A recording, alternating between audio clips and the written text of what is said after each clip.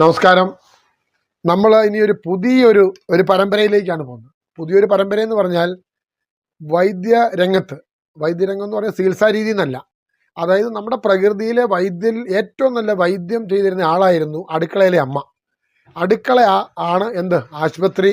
അമ്മയാണ് അവിടുത്തെ ഡോക്ടർ. ഭക്ഷണങ്ങളെല്ലാം ഔഷധമെന്ന്.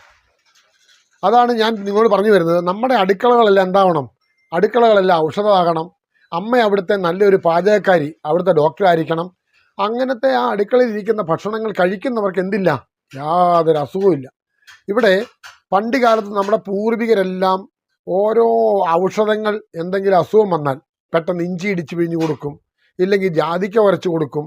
അതൊക്കെ നിന്നുപോയി. നമ്മുടെ ചികിത്സാ രീതികൾ തന്നെ മാറിപ്പോയി.